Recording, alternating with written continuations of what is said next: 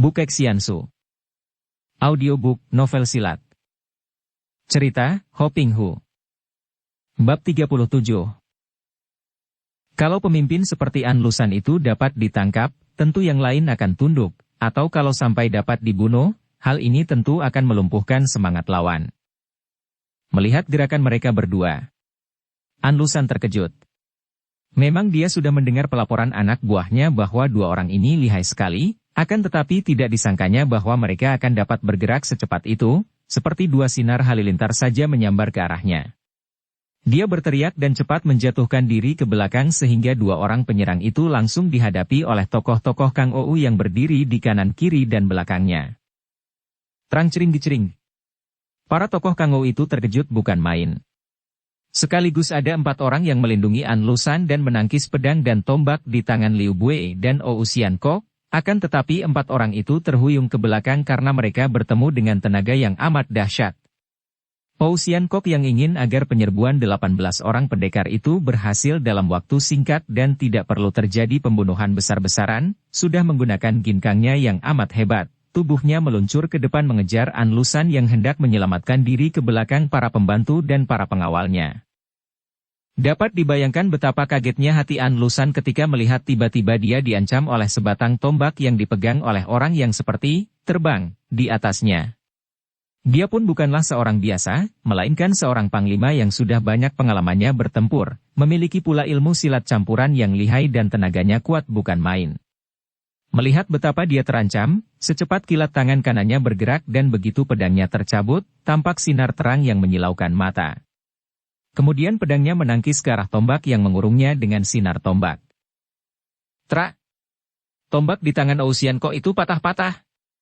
Tentu saja tombak biasa itu tidak mampu melawan pedang Tionggi Kiam hadiah dari Kaisar kepada An Lushan ini, yang merupakan sebatang pedang pusaka kuno yang amat ampuh. Akan tetapi Ou Xiankok yang berilmu tinggi itu, tidak menjadi gugup, bahkan dia mampu menggerakkan sisa gagang tombaknya menotok pergelangan tangan kanan An Lushan dengan kecepatan sedemikian rupa sehingga serangan ini tidak tampak dan tahu-tahu tangan jenderal itu telah tertotok dan pedangnya terampas oleh Ou Xiankok. Kini para pengawal dan orang-orang Kang Ou telah mengurungnya dan berhasil melindungi An Lushan yang cepat menyelinap ke belakang sambil berteriak marah karena selain pedangnya terampas, hampir saja dia celaka. Serbu mereka. Basmi mereka semua, jangan beri ampun seorang pun juga. An Lushan adalah seorang yang cerdik dan pandai memikat hati orang untuk membantunya, akan tetapi, di waktu marah, dia berubah menjadi seorang yang amat kejam dan tidak mengenal ampun, sesuai dengan latar belakang hidupnya yang liar dan ganas. Terjadilah pertempuran yang amat seru di tepi telaga itu. Butong Cianpue Eng Hiong, Liu Bue, dan Ou Xiankok, mengamuk dengan hebatnya sungguh pun Liu Bue dan Ou Xiankok selalu merobohkan lawan tanpa membunuh mereka. Di antara mereka berdua dan An Lushan sama sekali tidak terdapat permusuhan, apalagi dengan para anak buah jenderal itu, sama sekali tidak ada urusan dengan mereka, maka tentu saja mereka tidak sampai hati untuk melakukan pembunuhan dan hanya merobohkan mereka dengan tendangan, dorongan tangan kiri, totokan atau ada juga yang tersambar pedang akan tetapi tidak terluka parah yang membahayakan nyawa mereka. Berbeda dengan sepak terjang Liu Bue dan Ou Xiankok yang biarpun mengiriskan namun tidak pernah membunuh, sebaliknya 18 orang pendekar dari Butongpai itu mengamuk dengan mengerikan. Mereka seperti segerombolan harimau yang haus darah, pedang mereka berkelebatan dan kalau ada pihak lawan yang roboh tentu roboh dalam keadaan yang mengerikan sekali, terobek perut mereka atau tersayat leher mereka hampir putus. Atau tertembus dada mereka oleh pedang sehingga begitu roboh mereka berkelojotan dan nyawa mereka melayang tidak lama kemudian. 18 orang pendekar dari Butongpai itu seolah-olah menyebar maut di antara para pengawal An Lushan. Hal ini membuat An Lushan marah sekali dan cepat dia memerintahkan pengawal-pengawal pribadinya untuk meninggalkannya dan menyerbu lawan. Juga para tokoh Kang Ou tidak ada yang menganggur, sebagian menghadapi Liu Bue dan Ou Xiankok yang amat lihai, sebagian pula kini menghadapi 18 orang pendekar Butongpai itu. Dan kini pasukan pengawal yang menjaga di sekitar tempat itu sudah berkumpul semua sehingga lebih dari 100 orang anak buah An Lushan mengurung dan mengeroyok musuh. Betapapun gagahnya 18 orang pendekar Butongpai itu, menghadapi pengeroyokan lawan yang jumlahnya jauh lebih banyak, Apalagi setelah para pengawal pribadi An Lushan dan orang-orang Kangou maju akhirnya mereka roboh juga seorang demi seorang. Tak lama kemudian, Butong Cianpui Eng Hiong yang gagah perkasa itu tewas seorang demi seorang setelah melakukan perlawanan sampai titik darah terakhir dan setelah masing-masing merobohkan sedikitnya 2 orang lawan. Tempat itu yang biasanya menjadi tempat pertemuan dan peristirahatan bagi An Lushan, hari itu berubah menjadi tempat yang penuh dengan noda darah dan penuh dengan mayat manusia yang malang melintang. Mengerikan. Liu Bui dan Ou Xianko juga terdesak hebat. Mereka adalah orang-orang yang memiliki tingkat ilmu silat lebih tinggi daripada tokoh-tokoh Kangou yang berada di situ, bahkan ilmu silat mereka termasuk ilmu yang aneh dan tidak dikenal oleh para lawan. Biarpun banyak sudah, sedikitnya ada 20 orang yang roboh tak berdaya oleh mereka, namun mereka seperti 2 ekor belalang dikeroyok semut yang banyak dan dekat. Akhirnya, sebuah hantaman dengan toya yang mengenai lutut kanan Liu Bui membuat nyonya perkasa ini terjungkal dan dia lalu ditubruk oleh 4 orang lawan, ditotok dan dibelenggu, lalu diseret pergi sebagai seorang tawanan. Betapapun juga, orang-orang Kangou itu masih merasa segan untuk membunuh wanita yang amat mereka kagumi ini. Melihat Liu Bui tertawan, Ou Xianko mengeluarkan pekik melengking dan pekik ini saja sudah cukup untuk merobohkan beberapa orang pengeroyok yang kurang kuat sinkangnya, disusul dengan berkelebatnya Tionggi Kiam di tangannya membuat belasan batang senjata lawan beterbangan dan robohlah 5-6 orang lagi. Bukan main hebatnya sepak terjang Ou Xianko yang sudah marah itu. An Lushan, bebaskan Liu Toanyo atau akan kubasmi kalian semua.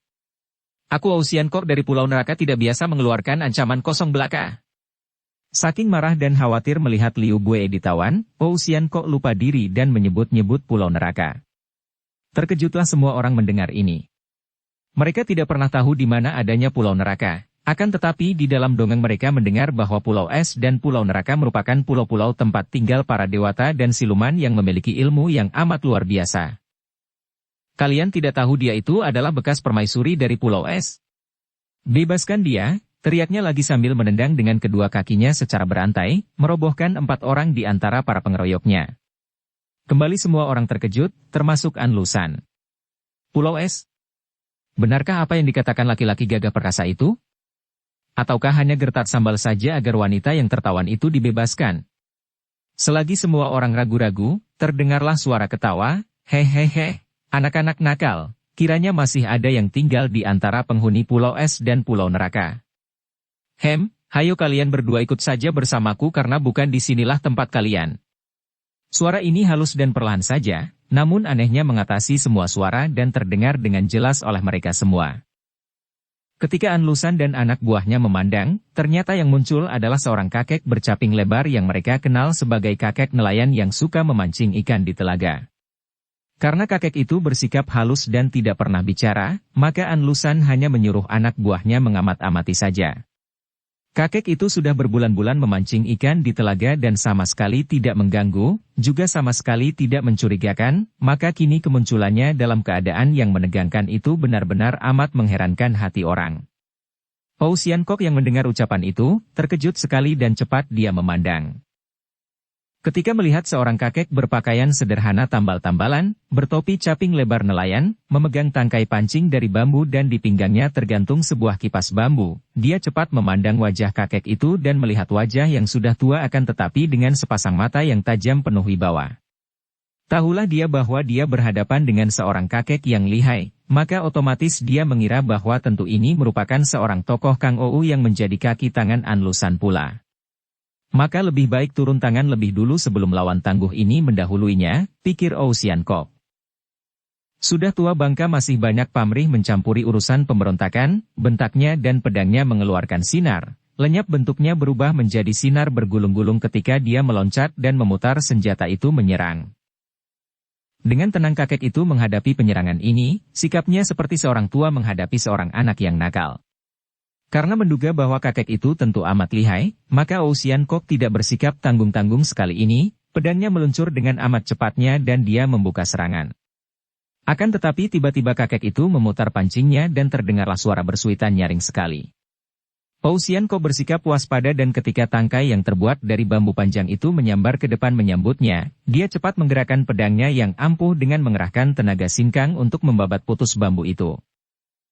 Namun, bambu itu seperti hidup bergerak mengikuti sinar pedangnya, berkejaran dengan sinar pedangnya tidak pernah tersentuh, dan tahu-tahu Ousian Kok merasa betapa tubuhnya terangkat ke atas.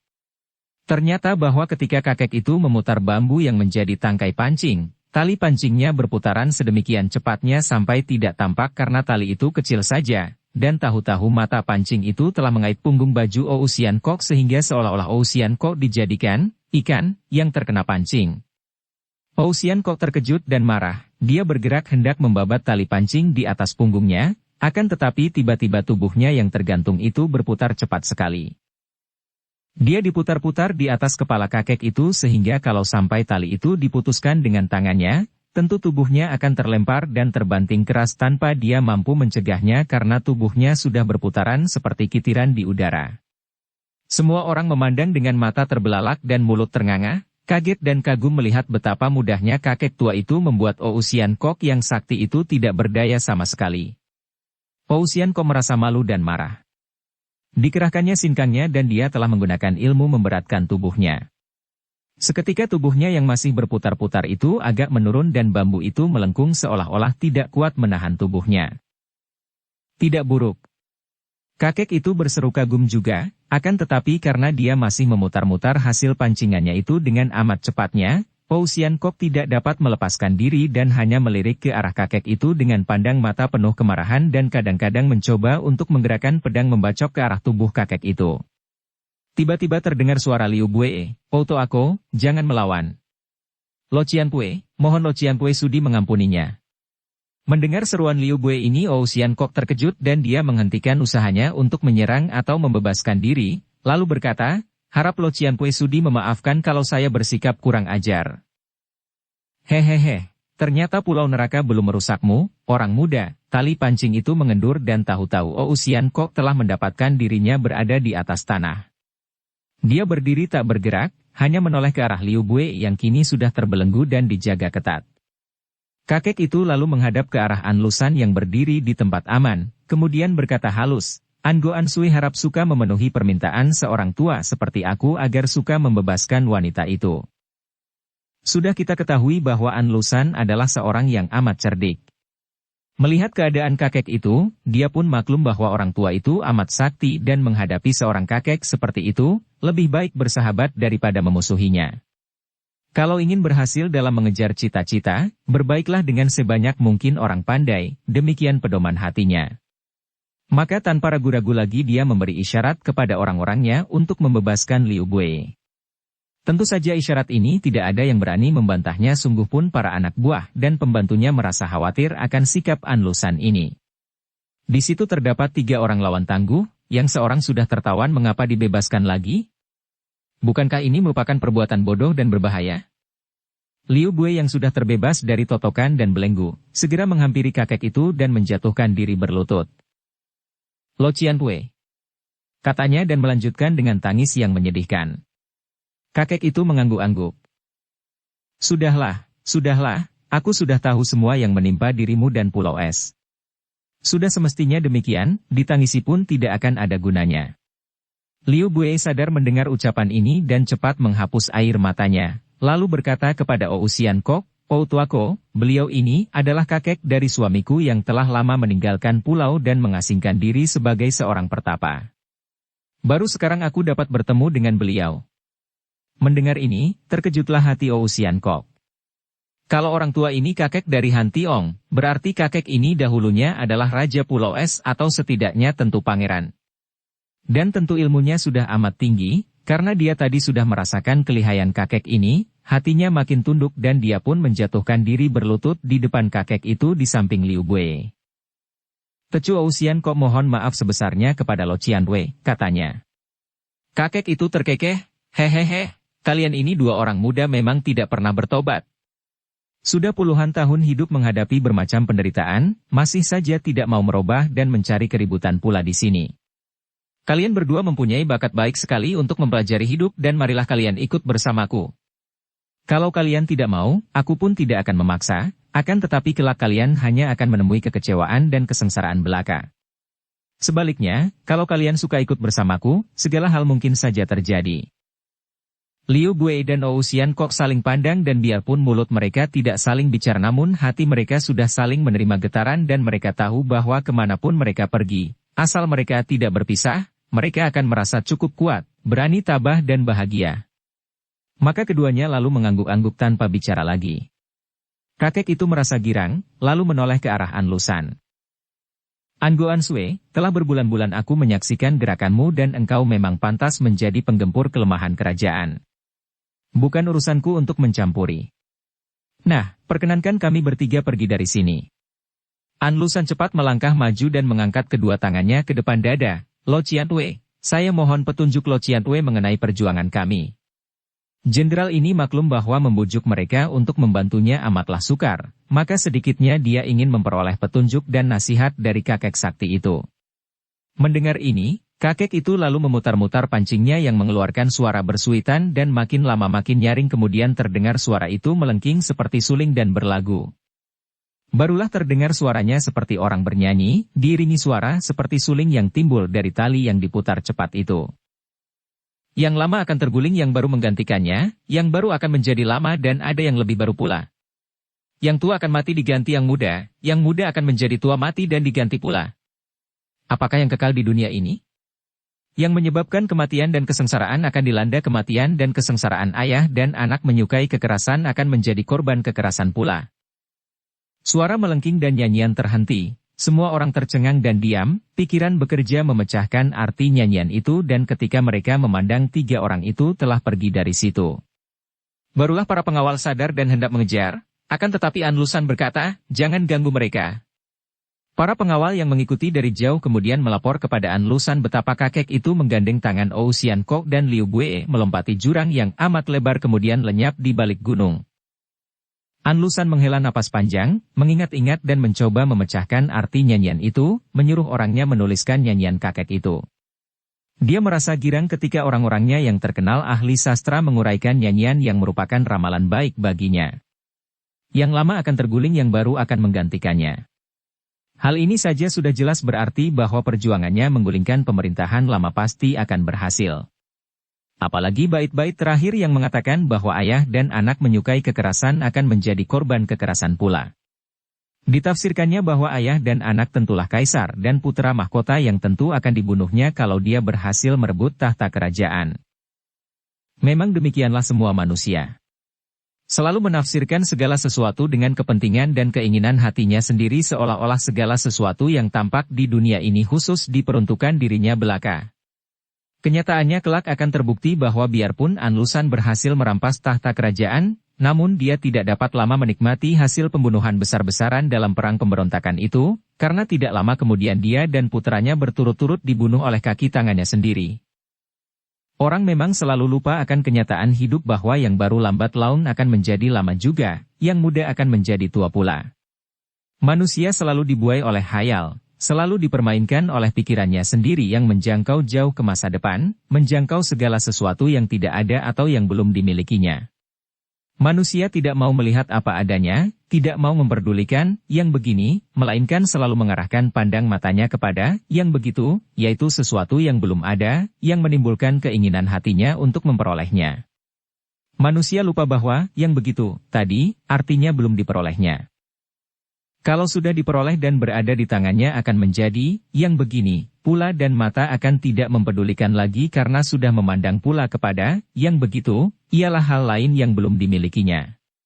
Betapa akan berada jauh keadaan hidup apabila kita menunjukkan pandang mata kita kepada yang begini, kepada apa adanya, mempelajari, mengertinya sehingga terjadilah perubahan karena dengan mengerti kebiasaan yang buruk, mengerti dengan sedalam-dalamnya, otomatis kebiasaan itu pun terhentilah. Dengan mengerti sedalamnya akan keadaan sekarang, saat ini, apa adanya setiap detik, benda apapun juga, dimanapun juga, mengandung keindahan murni yang tidak dapat diperoleh keinginan. Lenyaplah batas yang memisahkan indah dan buruk, senang dan susah, untung dan rugi, aku dan engkau, dan kalau sudah begini, baru kita tahu apa artinya cinta kasih, apa artinya kebenaran, kemurnian, kesucian dan apa artinya sebutan Tuhan yang biasanya hanya menjadi kembang bibir belaka.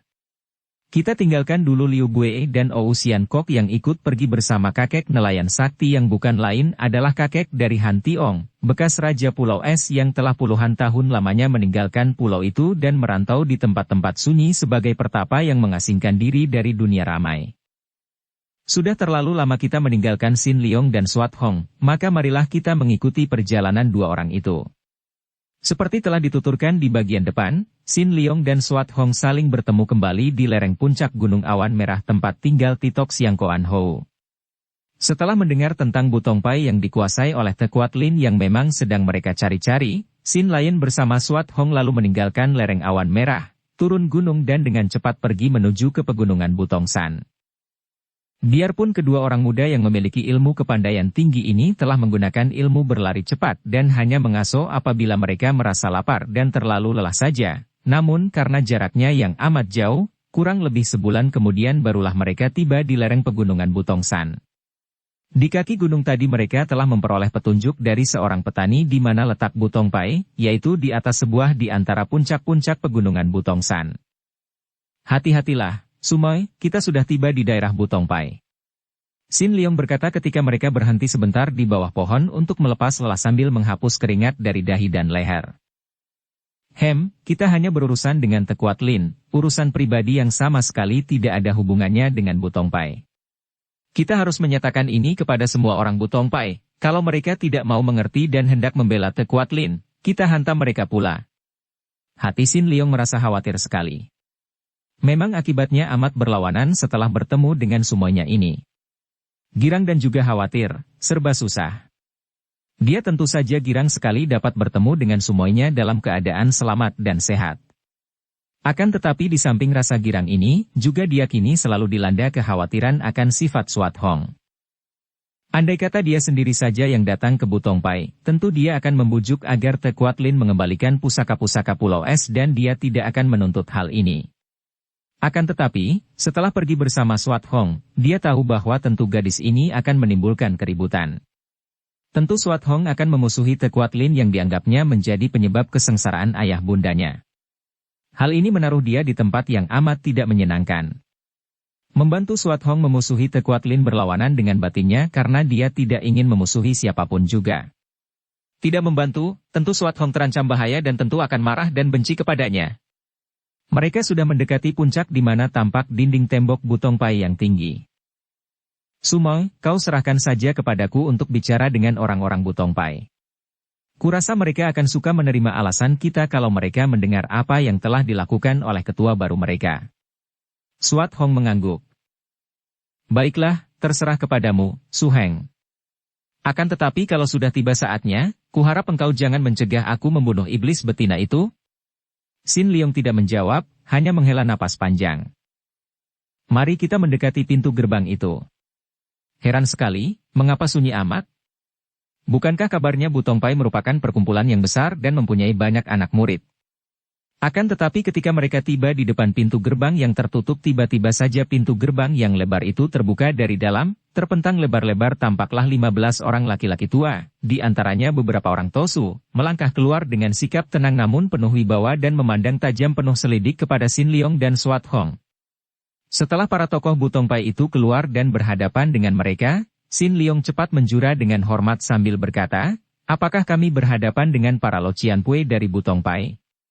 Dengan pandang mata curiga, belasan orang itu memandang Xin Liong dan Tosu tua yang berada paling depan, lalu bertepuk tangan dan berteriak, kalian keluarlah dan jangan melakukan sesuatu sebelum diperintah. Sebagai jawaban kata-kata ini, berlompatanlah 18 orang laki-laki gagah perkasa yang tadi bersembunyi di balik pohon-pohon dan rumpun, di luar pintu gerbang. Mereka lalu membuat gerakan mengepung dan mereka siap dengan tangan di gagang pedang masing-masing. Melihat ini, timbul kemarahan di hati Swat Hong. Bukan maling mengapa dikepung? Apakah kalian hendak menantang berkelahi? Aku ingin bertemu dengan ketua Butong Pai. Lekas panggil dia keluar. Melihat sikap galak ini, kakek Tosu yang agaknya memimpin mereka, berkata, Sian Cai, kiranya Nona hendak bertemu dengan ketua Butong Pai? Pinto, saya, ketuanya. Tidak tahu siapakah Nona dan ada keperluan apa hendak bertemu dengan Pinto? Suat Hong terbelalak, memandang kaget dan heran. Benarkah ini? Kami tidak datang mencari Totiang.